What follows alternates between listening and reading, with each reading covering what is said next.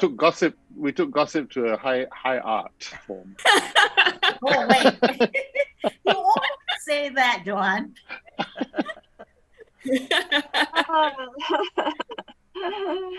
Hey, let me put it on the big screen. Okay, now I can see everyone. Hey, Simon, Okay. how are you? Saw you on TV now and then. Once in a blue moon, I think. And some of you, I imagine, know my colleague Colette, who's also in Philadelphia with me. Colette's joining. Hi, Colette. Tom Ferguson was planning to join, but he couldn't. He was called away to take care of some issues at the EF House. And then Erin Hillman sends her very best to all of you. She is she may be able to join us at the end, but she has a few things going on this morning for us in Philadelphia. But when I told her that we were having this meeting, she said, "Oh, that's my favorite group. That's my favorite group of fellows." So she sends her best. And then my colleague Nicole is joining. And then I know Jerry. I think Jerry was traveling. He might be Jerry's in Japan. Yeah. So we'll see. He was going to try to join it at some point. And then let's see. Madeline might. I'm trying to look at my list. Cliff Berkeley in the Philippines was going to try and join, and Madeline. So we'll see who else pops into the Zoom boxes. But it's just wonderful to see all of you, to meet many of you for the first time. Here comes Loretna. Let's see. Get one more. Sita. Yes, I'm Sita. Sita. Hey. Sita. Hi. Beatrix. Hi. Hi, Sita. How are you today? Hi, Tadamas. See you can only see your hair. Hey, what happened to your video, Sita? I can't see you. Yes. Hi. Nice to see you. I will check again. Wait a minute. So it's this is further proof of how much the world changes in 20 years, because you on fellowship did not have smartphones. No. I don't know if did you have cell phones at all? No. Yeah, we did. Okay. I had to buy one in the US and had some kind of contact, but it was very sporadic. Yeah, I'm not sure how I did it. There was certainly no social media. There was certainly no Zoom. There was just a very different, experience. But I see Cliff is now with us. Good evening, Cliff. Hopefully it says he's connecting to audio for me. So good evening, Cliff. And here comes Jerry. Hi, Cliff. Cliff. Hey, Cliff. Hi, Cliff. Hey, Jerry. Oh, Jerry's there. Jerry. Oh, Jerry. The same. Hi, Jerry. Hi, Jerry. How are you? Hi, So I think we now have have most time zones in the world covered. Obviously, we're on East Coast time in the U.S. Some of you have heard Simon is in Central Europe, so it's the afternoon for him. Many of you are in Southeast Asia, so we've got your evenings covered. And Jerry, you're are you in Tokyo or where in Japan? Actually, no, I'm in Hokkaido now. Hokkaido, okay. Wow, Hokkaido. Okay. Are you on holiday or on work? A bit of combinations of both. So it's again, it's wonderful to see all of you. We are doing these virtual reunions to give people a chance to reconnect on dates that are notable, with fellows who have completed 10 years, fellows who have completed 20 years. We did the global program. But as I mentioned, when I told Erin Hillman that we were doing this call with all of you, she said, "Oh, that's my favorite group. That's my favorite group of fellows." So she sends her absolute best.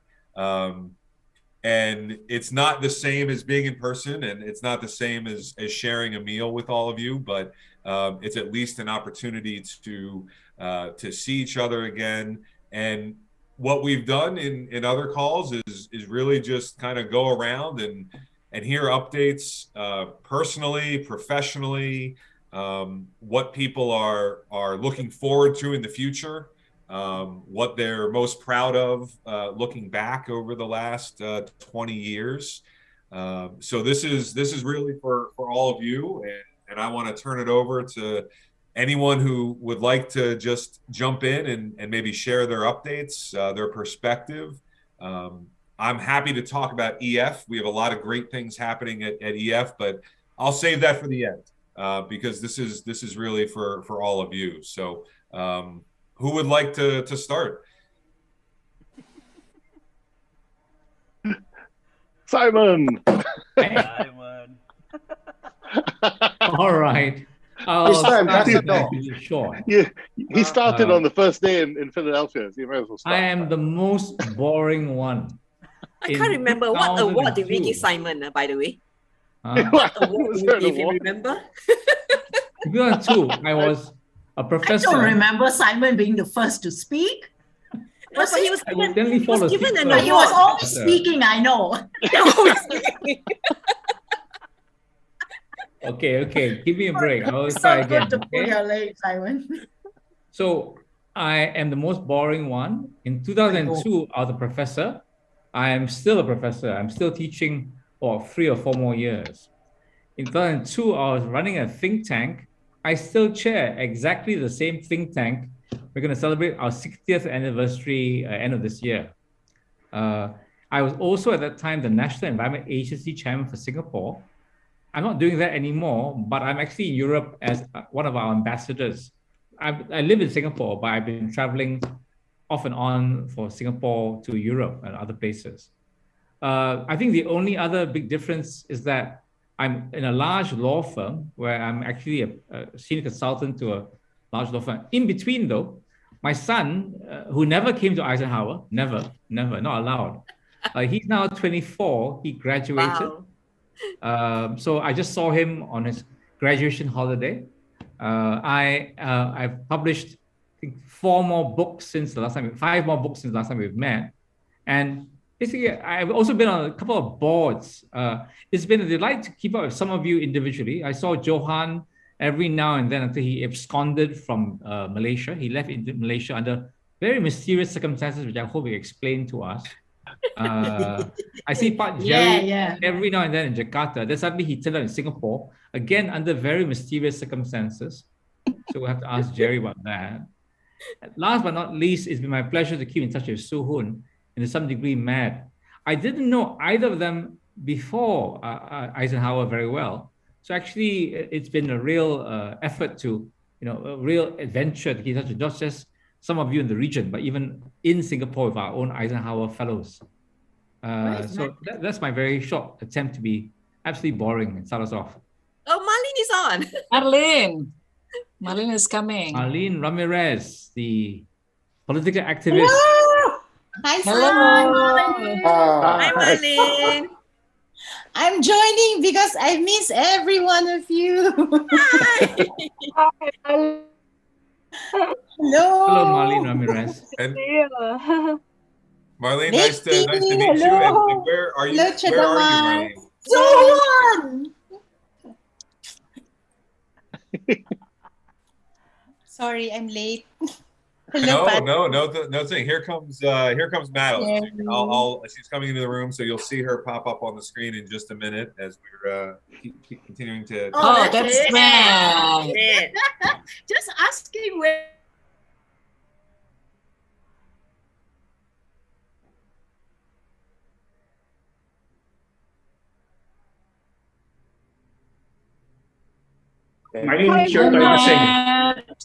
Sorry, I just I'm calling from London. Hi. Oh, in London. Another one.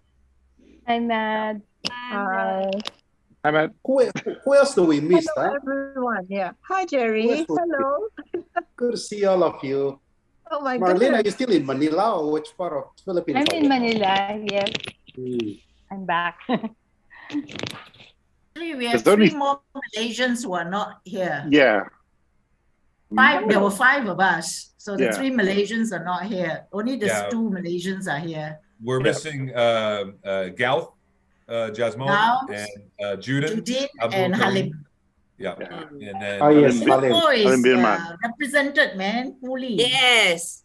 Full Yeah, representation. Very well done. From we have Indonesia, Bambang. 2 person. Indonesia Who told too. us to turn up? Bambang. Bambang Bambang, and Bambang, yes. Bambang. Bambang and The other guy, the Laude. tall, thin fella. What's his name? Laude. Laude. Laude. Laude. Laude. I- That's right. Is and Vicky then joining from us? Thailand. I think from Thailand we have 2 more, right, Chadamas? Yes, we have Witit and we have Witit, Amon Wit. Yes. Yes. Yeah. Yeah. We're fit, And yeah. the other Thai person? Amorwich? Amon. Amon, Who yes. always Amon the having prof. students Yeah. washing and cleaning and Doing his cooking. washing, exactly. The only guy didn't have to do his own washing. I know. Oh boy. Who else is missing? I'm looking at the list, and that's I will say we started a project last year to reach out to every fellow around the world, every fellow who's ever gone through a program, and we received responses from everyone from your group, all 18. So that's fantastic. So They're all still around. that's everyone. Yeah. We mentioned a couple of the Malaysian fellows who are missing, Halim, and then the Thai fellows. And it's hard because of timing. You want to say hi to everybody? Hi, Hello, Mrs. Jerry. I was just going to ask about you. Yeah, Well, so I guess- Still taking care of you, Jerry? yes. So, Hi, Jerry, Diana.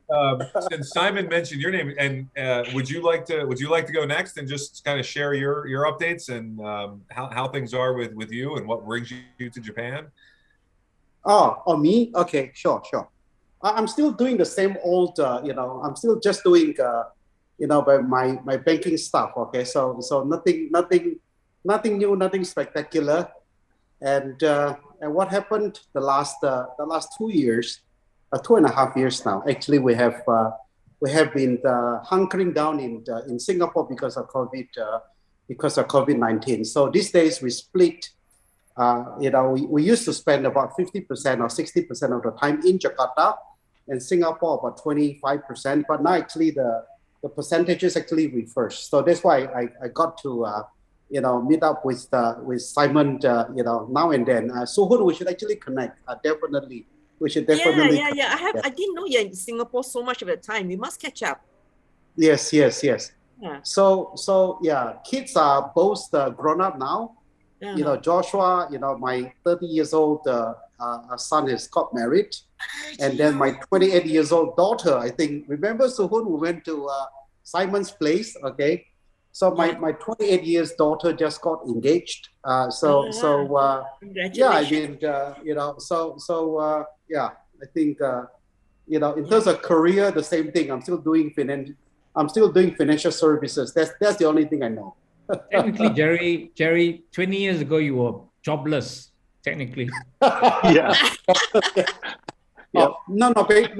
Basically, I sort of, to make it sound cool, I say, I'm taking my sabbatical. Okay? Effectively, I think Simon was correct. I said I was jobless. Yeah. How many banks do you own now, Jerry? Oh. How many banks? Banks. How many banks? One tiny bank. Yeah. I remember having dinner in your house in Jakarta when we were there. It was so lovely. Yes. That was that was a long time ago. Long time ago. And I think we caught up in KL also. That's right. We caught up in KL too. I think we had a meal in KL too.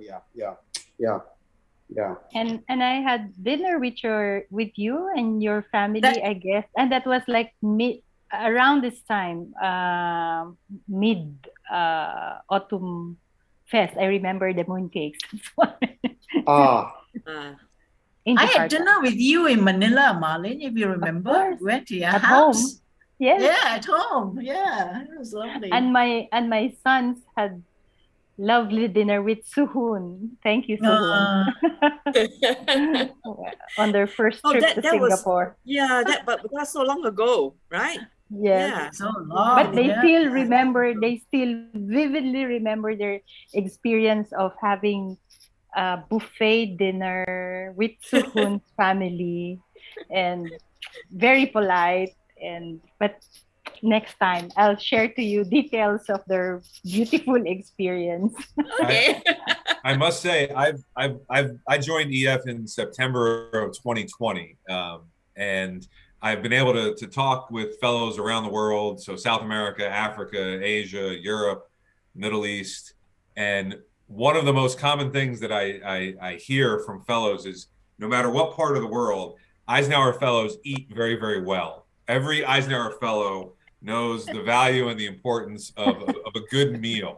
So I find that no matter what part of the world we're talking to or interacting with, fellows really do know how to eat well. So that's a good sign.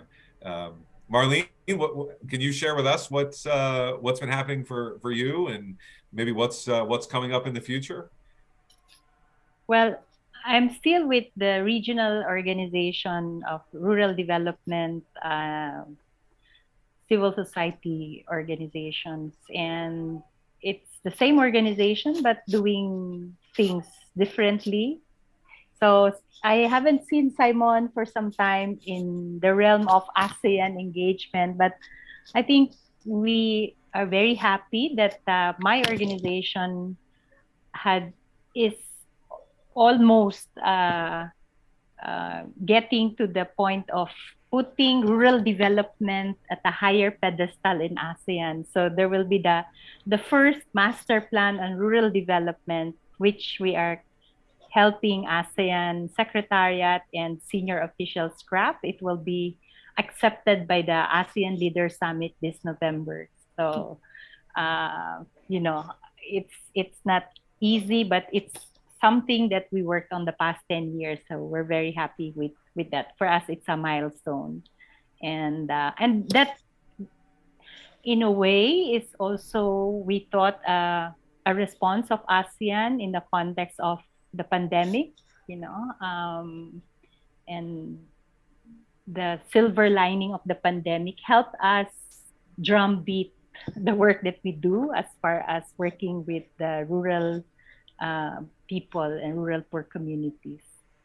So that also keeps us going. My work is still in 11 countries in Asia, but mainly on ground in Southeast Asia. Of course, except Brunei and Singapore. So that, and of course, my family, following what I heard from Jerry, I have 4 children, 3 sons, and after 9 years, a girl. Our girl is now on her 2nd year in college, surviving senior high school and 1st year college in her room at home. And the 3 sons are all working now. So we're very happy. But none is married yet. So in the Asian context, we live one happy family. So yeah.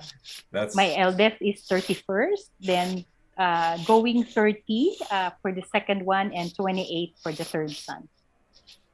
That's wonderful. And I certainly hope all of you were able to stay healthy during the pandemic. I know in many of your countries it was particularly challenging, as it was for everyone around the world. I think what we saw here at EF was fellows around the world doing a lot of great work in response to the pandemic, which was inspiring and also very, very needed. So I'm sure many of you were involved in some of those efforts. So thank you. Who else would like to jump in? I see Cliff, Shadamash, Suhoon, Anno. Anno, you're very quiet. I don't know. That doesn't seem like you. Maybe it's because you're muted. Maybe someone muted you. Shadamash first, ladies first. Yeah. All right. Mine is very short. It's going to be very short. I just retired from the full-time job just 2 weeks ago, completing my term as the Executive Vice President of the National Science and Technology Development Agency. But now I'm still helping as a kind of advisor, still working on the promoting science awareness to kids and STEM education, particularly for the underprivileged kids. And in Thailand, we have a line group of EISENHOWER Fellows, and we kind of keep communication going among all fellows. But we were able to get about, I think, 20 some fellows quite active on the line group. And now we are trying to seek the candidates for the 2023 global program. Yeah.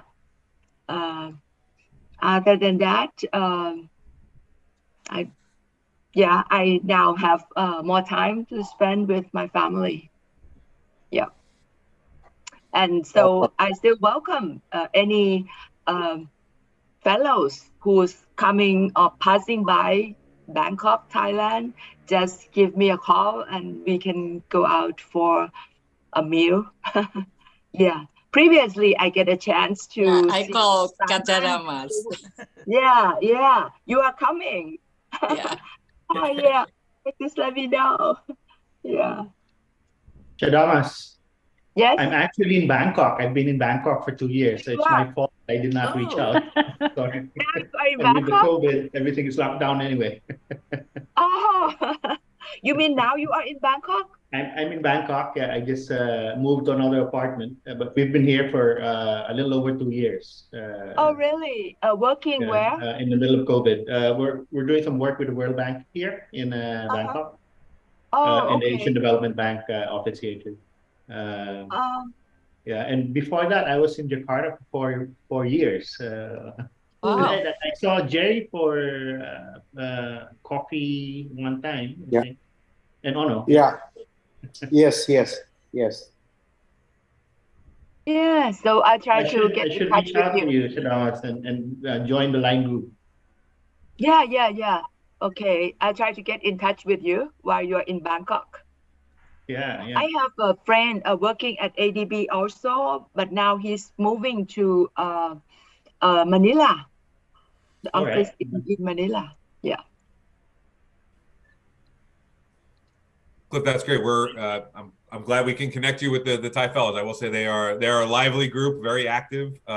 You've had some fantastic fellows join the network since 2002, so that's wonderful. Hey, Johan. Hello, Johan. Hi, how are you? Marlene, yes. I met up with your brother a few times, Johan. Yeah, my brother. Maybe should I go now? Please. So I've seen Jerry, I've seen Vitit, I've seen Simon, Lake T, some of the Malaysians on and off, but they've kind of quietly don't see too much of them now. I have been in the UK for 2.5 years without going back to Malaysia because of pandemic. So quite a long time. Yeah, I live in a small village in the English countryside, which is very quiet. Trying to stay alive, and it's worked so far. And so when I met you all, I was designated to become the chairman of PwC Malaysia. I did that for 8 years. That was quite a roller coaster ride, quite good. And then in 2012, I ceased to be chairman, so end of my term. And then what I do? Many things happened to me. I retired from the firm, from PwC. I decided to move to the UK because my mother is British, and my wife was British, and so I moved to the UK, and then I changed job. I moved to UK, and then I got divorced. So three things happened. Three of the worst things happened to you. But actually, maybe it's all three came together. They kind of canceled each other out in terms of, their effect wasn't so bad. I now live in the UK. I stay in touch with Malaysia. Actually, I stay in touch with Malaysia so much that I haven't really put down roots in the UK. So about 2 or 3 a.m., I'll probably have a meeting with Kuala Lumpur on maybe 3 days out of 5 in a week, that kind of thing. So I'm quite connected with Malaysia still. And my kids are 2 in their 30s and 1 in 20s. And so all 3 of them are working in London. So they are 3/4 British and only 1/4 Malaysian. So they're actually quite bedded down in this country. I'm still on one listed company board and a few other boards in Malaysia and one little board in Singapore. So that's why I've met. I've kept up with, I suppose, Jerry's met Suhud once, but you were constantly moving between departments, Suhud. Madeline, I think, just totally always on the go. And it's like trying to catch, I don't know what, some kind of crazed person. And so never saw Madeline, I don't think.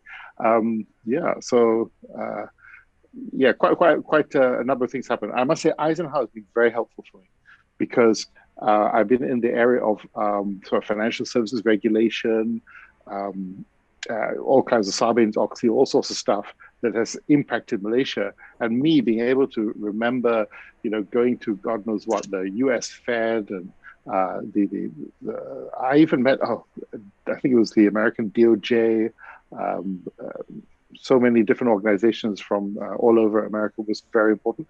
Also, I think the fact that you forced us, I said, okay, I think really I only need to go to New York, Washington, and that's about it. Thank you very much. And then Eisenhower said, no, sorry, you don't get to do that. You have to go to San Francisco, you have to go all over the place. You got to go down to Nevada, and we're going to go somewhere else. And so I went to Memphis, Tennessee.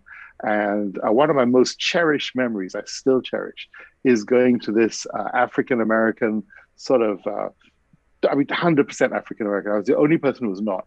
Not so much a bar, music place, and listening to people, new musicians coming up and trying out in front of a very, very tough crowd, and blues musicians, all kinds of musicians coming up, and that's fantastic. All the things I did because of Eisenhower that I would never have done. We Asians, when we go to America, we stick, and anyway, you stick to your lane. You never leave your lane. And Eisenhower forced me to leave my lane. And the leaving the lane bit. And the another thing is, I volunteered. Don't know why. I volunteered to speak at a school, and I could not. It was in San Francisco, and I thought, school in San Francisco. It would be like my sort of international English school that I went to in Kuala Lumpur. No, it wasn't. Half of the kids were asleep, and the teacher said, "Look, if they're asleep, can you just leave them? They're undocumented kids." And they need their rest. And this is the only safe space they have to sleep. Because outside there at night, they're in danger. And so they probably don't get much rest. So if anybody who engages you engage. But the sleeping ones, just leave them alone. And, and that was a precursor to the Trump years.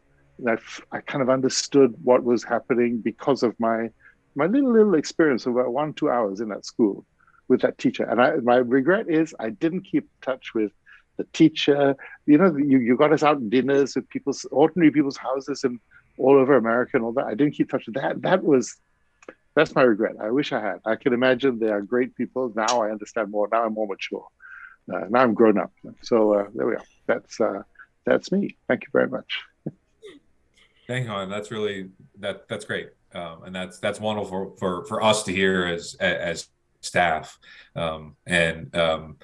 We continue to do the same work because we know that it pays dividends in the long term, and certainly given the world that we all live in now, organizations like EF are more important than ever to help build those bridges of understanding, to help people actually have real conversations with each other, learn to listen, to engage in healthy dialogue. I think it's something that all of us in all the countries where we're spending time are unfortunately experiencing the challenges that come with it. So I know we've got lots of other faces on the screen. Anyone want to jump in and volunteer? Okay, maybe I should update about myself. I did tell some of you who were here earlier on that I'm now retired. I've been retired for 5 years. Well, semi-retired, because I still do some part-time work for my previous job at the Ministry of Finance, but I do mainly mentoring and coaching. And they give me a very fanciful title called Senior Advisor, which is the best title in the world, by the way, because you just merely give advice, and if people don't like it, that's fine, you know? So I have that kind of job now. When I went for the Eisenhower Fellowship, I was in my first job as a permanent secretary. For the benefit of our American friends, is the most senior civil service job in any government ministry. I think I took away quite a lot of useful ideas from Eisenhower. We were then in the midst of starting the sports school in Singapore, trying to build up a sports industry in Singapore. We were promoting social entrepreneurship, philanthropy, volunteerism, stuff like that. So, you know, a lot of ideas that I brought back, I think, came in very handy in the work that I did. Personally, what happened? Well, for me, few years after I came back, my elder son had cancer.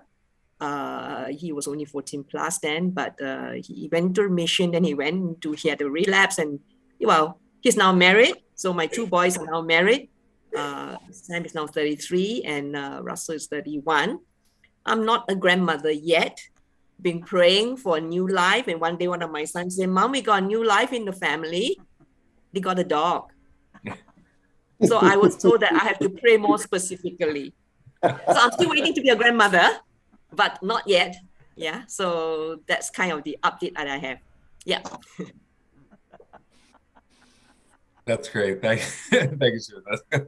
Be more specific. That's yes, be more specific. That's clever. Yes. very, very clever. But actually, the story of Suhun's son was actually amazing. I think such a testimony of unwavering faith that you have. I think amazing. It's such an inspiration to a lot of us who read the book. Yes. It's one of Diana's favorite book, Suhun. Sorry? It was one of Diana's favorite book. Yeah, actually, I still have it in front of me in my office. Oh, you do? Yeah, thank you. Yes, thank you, Suhun. Yeah, well, Sam is well. He's married. He's a teacher now. The wife is also a teacher.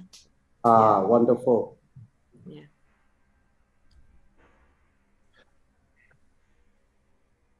Well, I'll go next. I'm also retired, like most of you, except those who are still working. When I came back from the Eisenhower Fellowship, I was at the University of Malaya, and I think at that time I became the legal advisor, and then subsequently the dean of the law faculty. And then I was appointed the deputy vice chancellor, and I was given the task of overseeing the development of the university, which is a bit odd because I am not an engineer or anything like that, but I had to oversee more than 25 projects under the 9th Malaysia Plan for the whole of the university.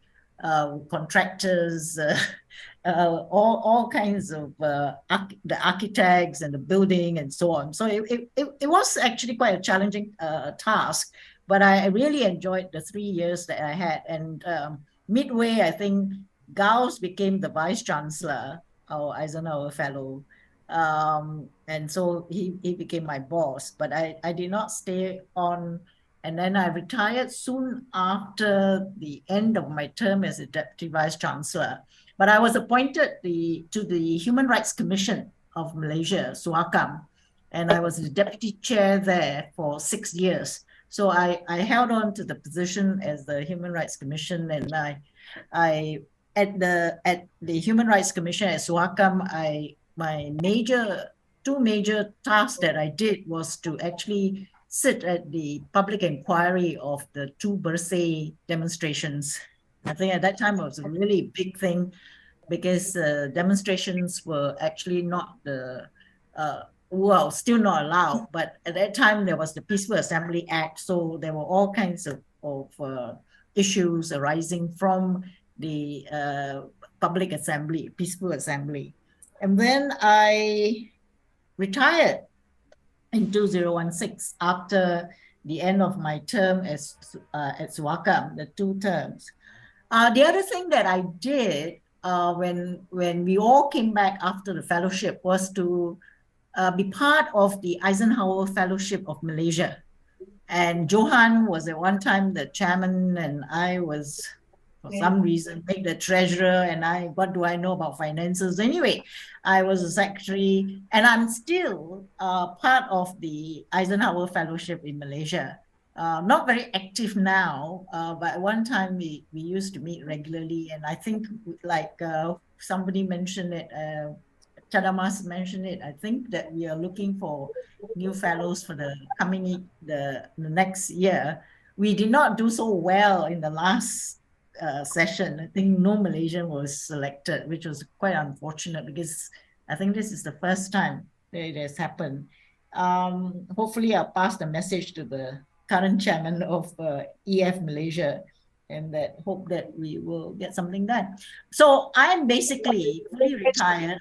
I held a position in the Securities Commission for a term, and then the only position I hold right now is on the committee of the Olympics Council of Malaysia, the Trust Committee, where we disburse funds. And I think I'm the only non-sports person in that committee. And I've been in that committee for more than 10 years. So I'm actually quite happy to be there. So basically I laze around most of the time, which I love.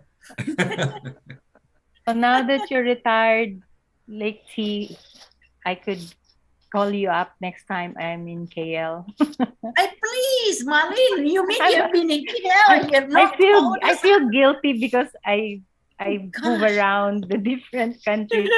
I thought you're all very busy. I'm happy with you, Marlene. Please call us. Even though Johan is not here. And maybe a month from now. Okay. With Suhun. Yes, you come to Singapore when? October 16 to 18. Okay.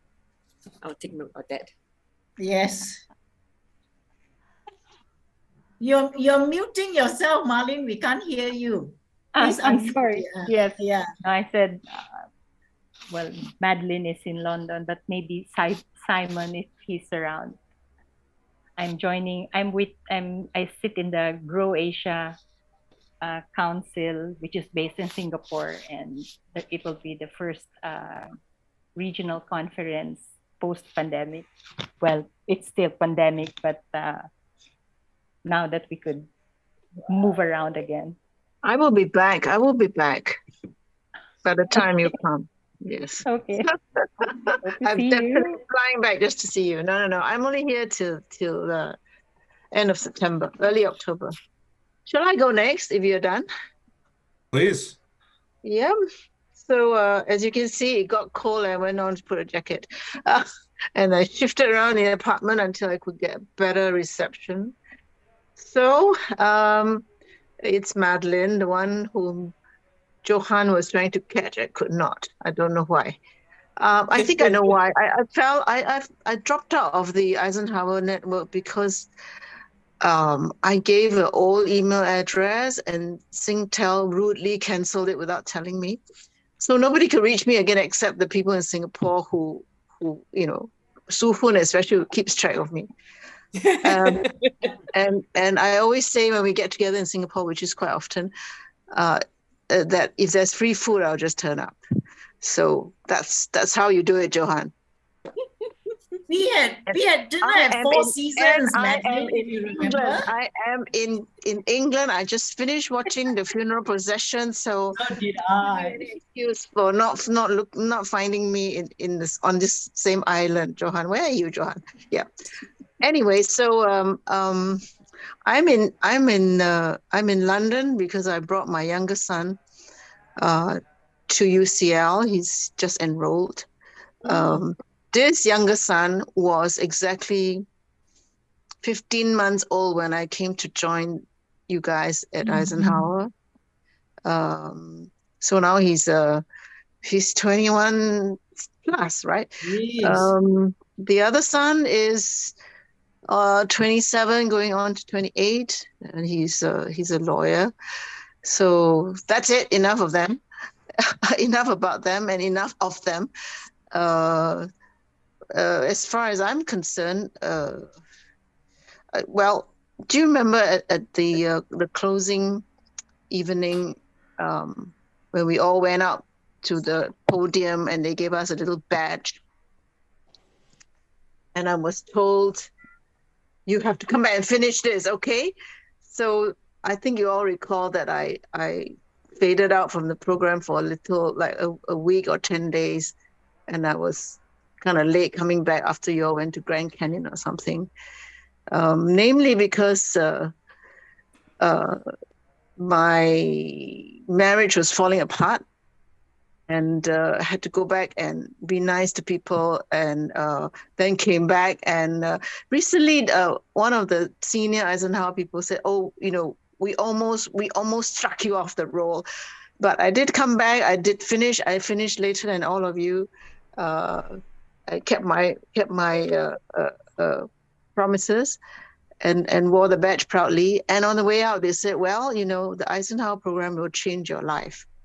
So I came home and I waited and I waited and fought with husband some more, and I waited. And by 2004, I said, wait a minute, it hasn't changed my life. But at the end of 2004, the phone call came and said, I understand you've gone to the US to look at all the university endowments to think about endowment investment. And we want you to come to NUS to help us think about this.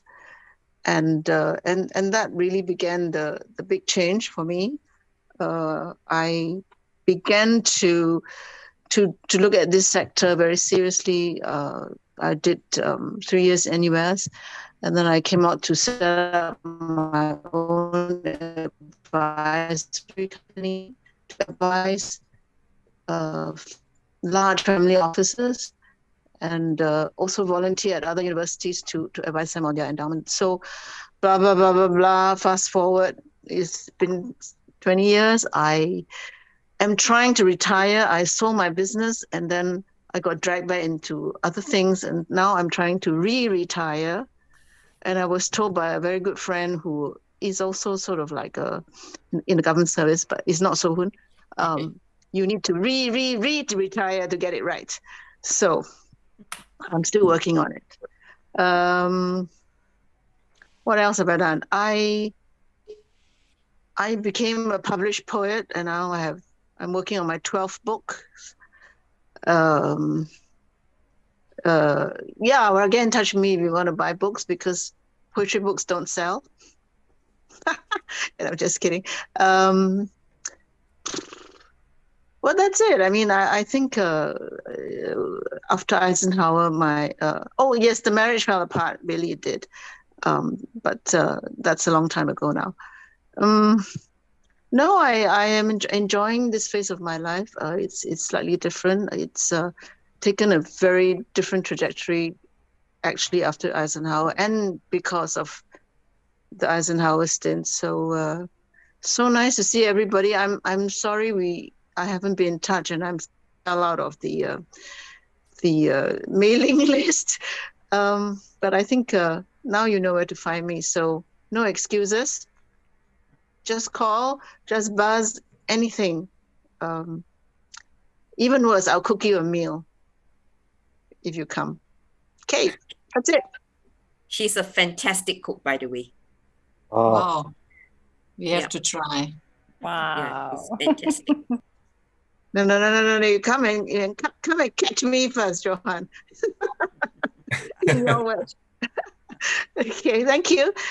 Thank you, Madeline. That's really wonderful. I'm just looking at my screen. I think Sita and maybe Anno and Cliff, if you want to jump back in. I'm not sure if others want to touch base, Okay. but over to you. Okay, I will jump in. Yes, I'm Sita, still the same. Previously, I'm a teacher, and now I'm just a teacher, the same, and then focusing on architecture and heritage. But after the EF, and then 2003, we organized Indonesian Heritage Year. And then 2004, we organized and established what is called the Indonesian Heritage Trust. This is, and I'm the first president for that.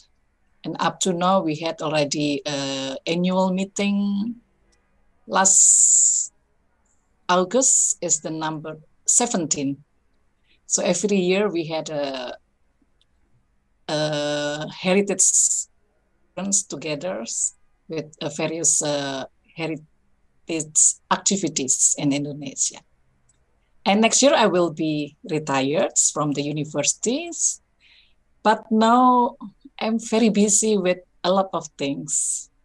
Today I had solo exhibitions of my paintings. Wow, congratulations. Thank you. And then I have, with my sisters, we had business on the natural indigo batiks. So we travel more than 20 countries before pandemic. And every year we went to Santa Fe for 4 years for international folk art markets, where our products is very good business there. And today we just finished our curations, apply for the next years. Hopefully we will come to United States again next year. And what next? I just appointed by, it's not my interest actually, but I have appointed to be the chairwoman for the Indonesian flower arrangement arrangers in my special province. And then now I have to try to make a demonstration how to make the flower arrangements. And yes, and my paintings exhibition now is focusing on the flower arrangements. So this is preparation for retired from the university. Okay, that's all. Thank you, Sita. That's really very diverse. I must say, when you come to the U.S., please tell us because we've got fellows just about everywhere. So we're happy to connect you with them, and I'm sure they would enjoy seeing your work and connecting with you as well. I don't know how this has happened, but Anno, I think you may be the one person who hasn't given us a short update. Oh, me? Oh, thank you. Nice to see you all. Very nice to see, glad to see that most of you can be retired. I'm having problem with that. I asked for retirement, but they not allow me to retire, so I'm in bad position right now. Anyway, my Eisenhower Fellowship was focused on rural telecommunication. So 3 months in the US, focused on rural telecommunication. I didn't realize that's becoming my journey actually. Okay, so having that knowledge, then I tried to educate the Indonesian how to build the rural network. And then Chadama's friend, Professor Kancana at AIT, invite me several times to AIT. So then I have the opportunity to provide workshop at regional level, because AIT in Bangkok, They are more regional. So I provide workshop on rural telecommunication for Vietnam, Bhutan, and so on at AIT at Professor Chadama's lab. She was retired right now, but anyway. So having that mindset, then I try to educate many Indonesian about that. I think the most efficient way to educate people is writing books. So I'm forcing many of my colleagues, my friends, and my students to write books. So at the moment, I publish around 50 books, but it's nothing but poem. It's very technological. It's cheap, like $2, $3 books. So it's cheap. Not unlike Madden Lee, is more poem. I'm very technical. So having that knowledge spread, today we have like 60,000 neighborhood network in Indonesia. So like Indonesia having like one of the largest neighborhood network in the country. So people, it's basically tethering. So people tethering the whole village to the internet. It's sort of illegal, but then the government can't do anything about that because people build themselves. So anyway, and then we play around with 4G and 5G technology. So we are building this kind of technology for rural as well. So like these days, some of my students playing with 5G, and they are building 5G technology right now. It's, you will be surprised. The cost is the normal cost, like, I don't know, in US dollar. Someone need to translate in US dollar.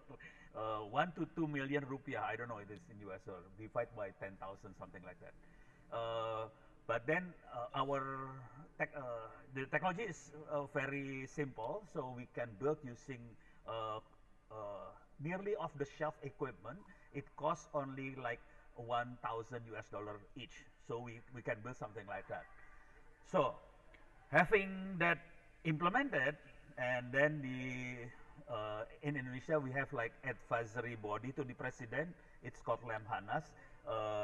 3-4 days ago they asked me for solution for education in rural Indonesia, and then I told them, hey, it's very simple. All you need is a used computer. It costs like less than $100 sometimes.